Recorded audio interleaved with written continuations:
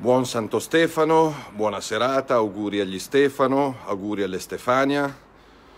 Un augurio e un pensiero alle donne, agli uomini, ai bambini che a Catania, ad Acireale, a Zafferana, nei dintorni non stanno passando delle belle ore, e dalle prime ore di stamattina che sono in contatto col comando dei Vigili del Fuoco, con la Protezione Civile per seguire i feriti, fortunatamente lievi, le centinaia di sfollati a cui si darà assistenza, un tetto e un pasto caldo, e quindi un pensiero a chi soffre, a chi è in ospedale, a chi è solo, ai tanti italiani per cui le feste sono un motivo non di gioia ma di tristezza in più, per problemi sul lavoro, per problemi in famiglia. Penso ai genitori separati, alle mamme e ai papà divorziati, con i figli difficili da raggiungere, penso ai nonni che ci vanno di mezzo anche loro, penso soprattutto ai bimbi che devono essere gli unici a non soffrire per i litigi dei genitori.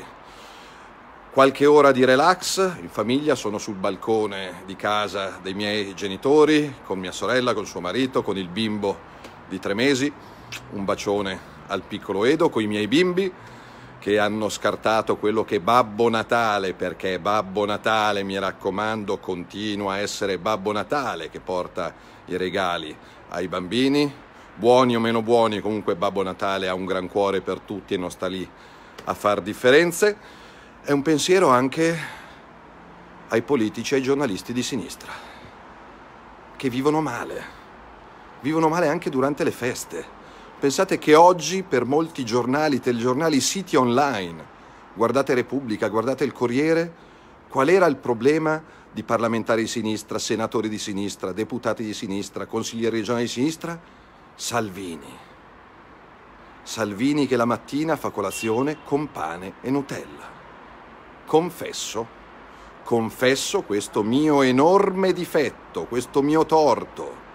Mi piace la Nutella, mi piace il cioccolato, mi piacciono le barrette e gli ovetti Kinder.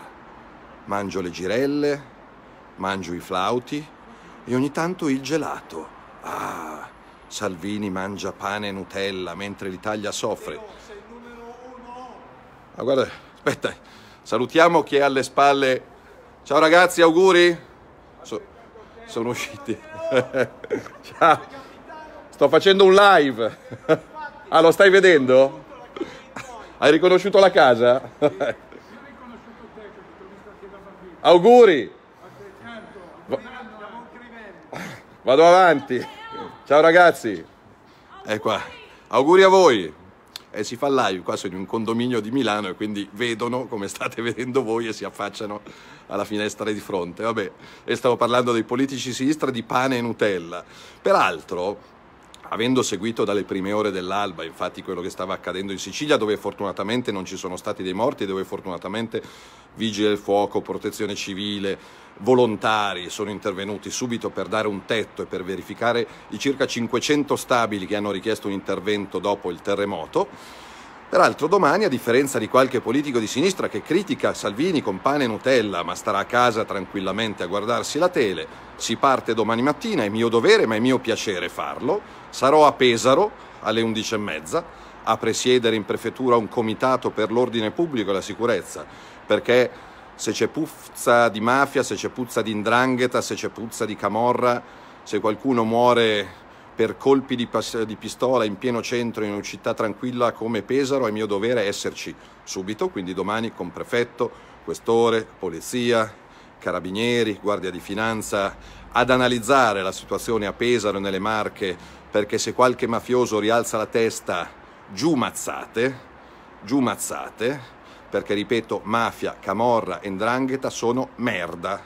E fino a che farò il ministro degli interni e mi occuperò di pubblica sicurezza in questo paese, li inseguirò via per via, quartiere per quartiere, città per città, palazzo per palazzo, ma non a chiacchiere, arrestando e sequestrando, non io direttamente, ma mettendo le forze dell'ordine, dotandole di più soldi, più uomini e più mezzi, in condizione di sequestrare, arrestare, confiscare, combattere la mafia da nord a sud.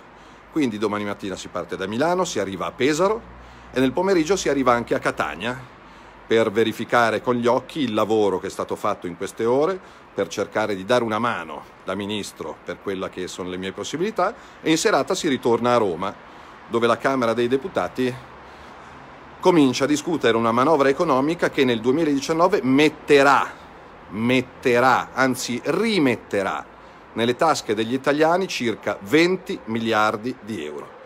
Giornali e telegiornali ne hanno dette di ogni. Sembra cettola qualunque, qualche oppositore di sinistra. Questa è una manovra economica, per carità, si può migliorare, ci sono dei limiti, c'è tanto da fare ancora, che però dopo anni di sacrifici, di tagli, di licenziamenti, di precarietà, di austerità, di blocco delle assunzioni, rimette in circolo dell'economia italiana, nelle tasche degli italiani, non tutti ovviamente, ma tanti, 20 miliardi di euro. Nel 2019 i pensionati prenderanno di più rispetto al 2018. Ci saranno tanti sequestrati dalla legge Fornero che riconquisteranno vita e pensione, e quindi tanti giovani troveranno un lavoro per andare a occupare quei posti che verranno liberati da chi potrà fruire del superamento della legge Fornero. Col reddito di cittadinanza tante pensioni minime verranno aumentate, tanti disabili avranno il loro assegno aumentato, e tante persone fra i 20, i 40 e i 50 anni che stavano a casa senza speranza di ritrovare un lavoro avranno una formazione professionale per provare a sperare di ritrovare un lavoro. Ieri ho incontrato una partita IVA, uno dei tanti dell'esercito, del popolo del partita IVA, che mi ha detto: grazie Matteo, io fatturo 50.000 euro e grazie a questa manovra economica, grazie a questo governo, l'anno prossimo avrò molta meno burocrazia, molte meno carte da compilare e pagherò solo il 15% di tasse. E vale per tanti artigiani, per tanti commercianti, per tanti liberi professionisti, per tanti piccoli imprenditori. Penso anche agli imprenditori che raddoppieranno il risparmio dell'IMU sui loro capannoni. Penso ai tanti imprenditori che risparmieranno 600 milioni di euro dei versamenti INAIL, e sono tutti quattrini che rientrano nel circolo dell'economia, nelle tasche degli italiani. Penso ai 40.000 insegnanti di sostegno per i disabili che verranno assunti nell'arco dei 3 anni.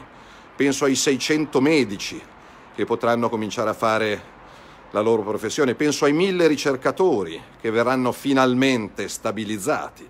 Ecco, un'Italia con un po' più di speranza, un po' più di certezze nel futuro, un po' più di serenità e un po' meno precarietà, un po' meno fatica, e sicuramente tanta sicurezza in più. Ancora in queste ore ci sono alcune navi delle ONG che vagano per il Mediterraneo, aiutando magari anche inconsapevolmente gli scafisti, i trafficanti di esseri umani, che con quei soldi poi comprano armi e droga.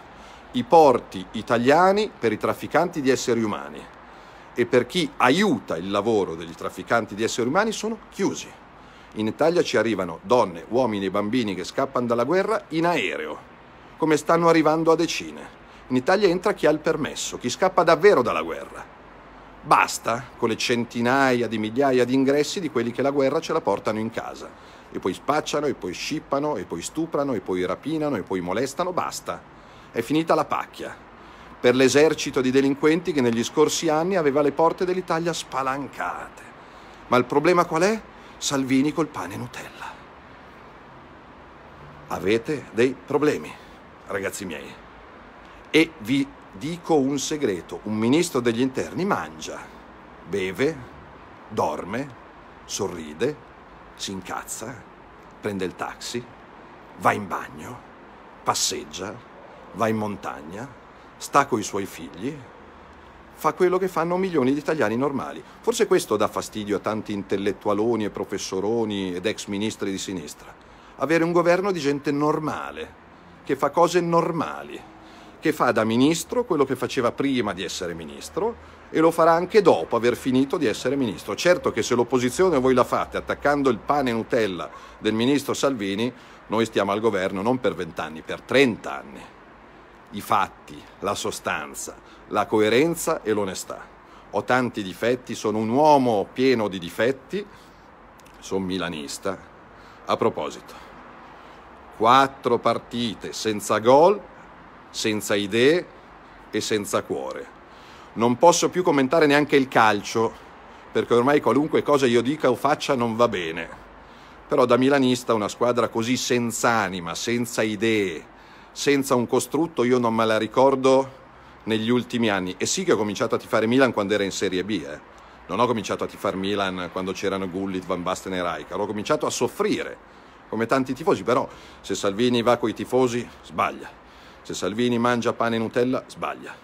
Se Salvini va a Pesaro e Catania, sbaglia, perché è uno sciacallo.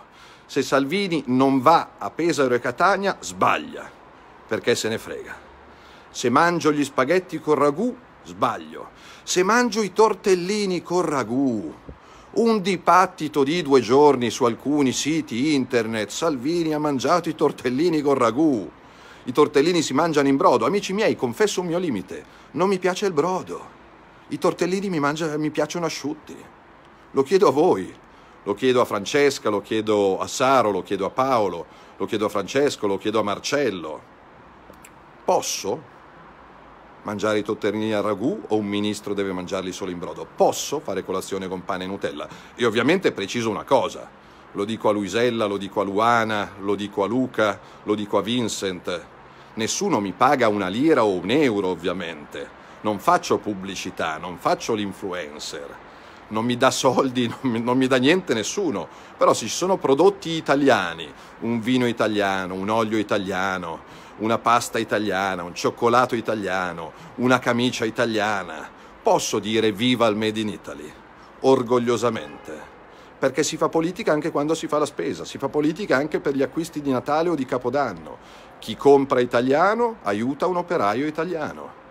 E poi mangiare e bere italiano fa bene, piuttosto che riempirsi delle schifezze che arrivano dall'altra parte del mondo. Posso dirlo? Se lo dico non va bene, se non lo dico non va bene. Sapete come rispondo? Con un sorriso a 88 denti, consapevole che con tutti i miei limiti sto facendo tutto il possibile per il bene degli italiani, senza dipendere da altri. Domani sera sono a Roma e ci sarò anche il giorno dopo per una manovra economica per portare a casa la quale abbiamo combattuto per settimane con Bruxelles e la Commissione europea. Perché arriviamo al 29 dicembre ad approvare la manovra economica? Perché finalmente, dopo anni di silenzio, di mutismo e di rassegnazione, c'è stato un governo che ha trattato, che ha combattuto, che ha opposto i suoi no alle richieste dell'Unione Europea. Non volevano che toccassimo la legge Fornero la tocchiamo e la smontiamo, perché questo ci chiedono e serve agli italiani.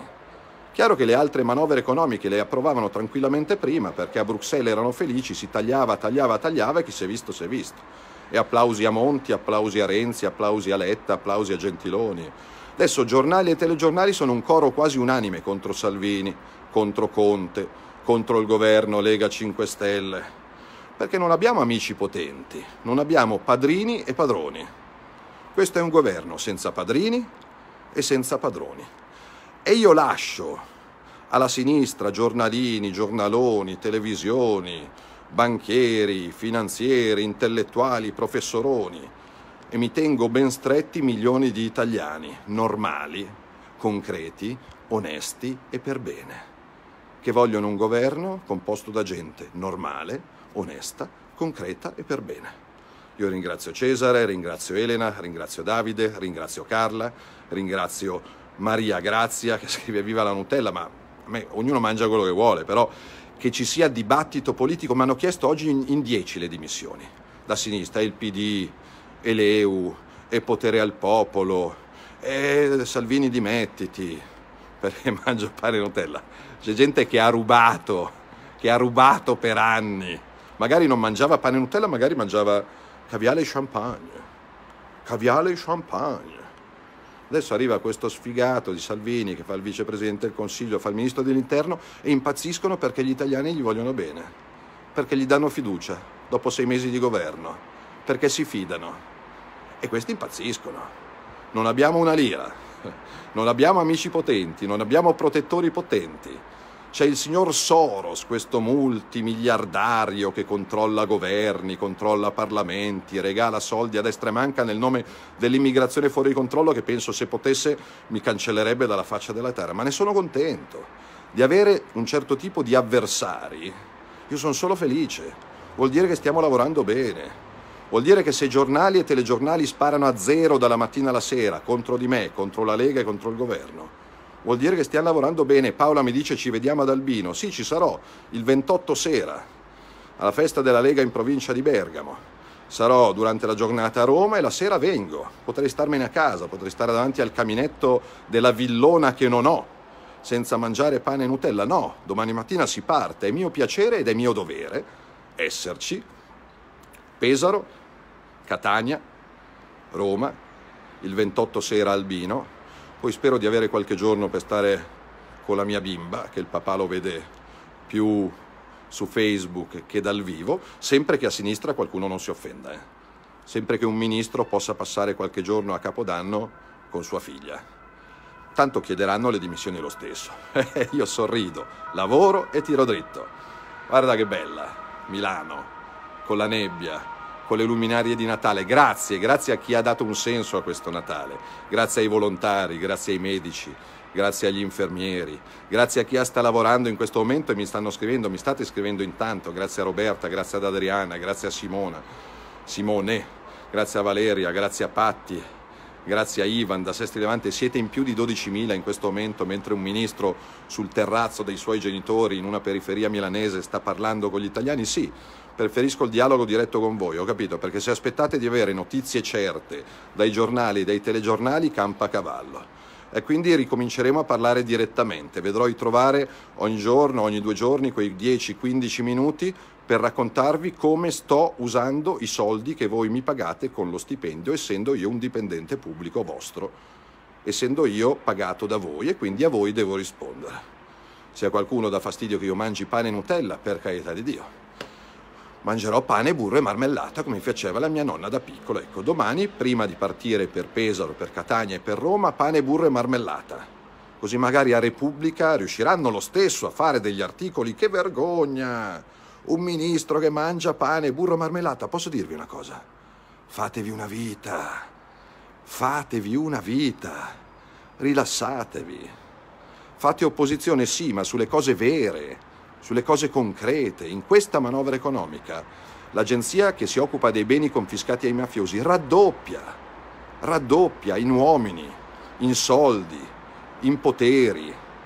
Apriremo 4 nuove sedi. In questa manovra economica ci sono i soldi per assumere 8.000 poliziotti, carabinieri, uomini della penitenziaria, vigili del fuoco, guardia di finanza. 8.000. Gli altri governi tagliavano, massacravano, bloccavano, dicendo... Ora, abbiamo fatto tutto per tutti? No. Abbiamo fatto miracoli? No. Abbiamo aumentato gli sgravi e abbassato le tasse a tutti? No. Siamo riusciti a mandare in pensioni tutti? No. Abbiamo dato un lavoro a tutti? No. Abbiamo aumentato la pensione a tutti? No. Passo dopo passo. Nel 2019 toccherà la legittima difesa, perché ci siamo quasi, perché difendersi a casa propria è un sacrosanto diritto. Io mi occupo dell'ordine pubblico fuori dalle case, quindi cercherò di assumere sempre più poliziotti, carabinieri, dotandoli di mezzi all'avanguardia. E però la proprietà privata è sacra. Se qualcuno entra in casa altrui, nel negozio altrui, nel ristorante, nella farmacia, nella tabaccheria, sul taxi, chi viene aggredito ha diritto di difendersi, se è aggredito, se è in pericolo, senza stare 3 anni sotto processo. Vi sembra una cosa così incredibile?